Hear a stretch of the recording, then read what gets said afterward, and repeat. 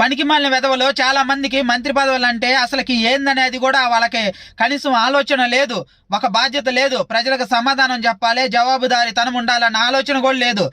మంత్రి పదవులు రావటంతోనే డబ్బులు పెట్టి కొనుక్కుంటున్నారు, మంత్రి పదవులు రావడంతోనే సోకులు చేసుకొని పెద్ద పెద్ద కాన్వాయిలు వేసుకొని మంచిగా ఎంజాయ్ చేస్తా తిరుగుతున్నారు, రీల్స్ చేసుకుంటారు.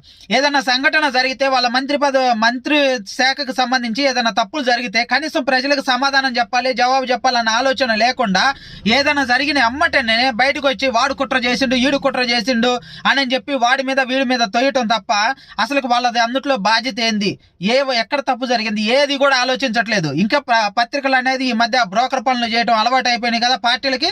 అందువల్ల ఈ పత్రికలు ఏంది ఉన్న వాటిని దాచిపెట్టి ఏ పార్టీకి అనుకూలంగా ఉంటే ఆ పార్టీకి అనుకూలంగా వార్తలు రాస్తా ఉంటే ప్రజలకు అనేది నిజాలు తెలియకుండా ఉంటున్నాయి. చాలా మంది అమాయకులు ఈ మంత్రులు చేసే తప్పుల వల్లే చనిపోతున్నారు, వీళ్ళకి బాధ్యతలు తెలియదు.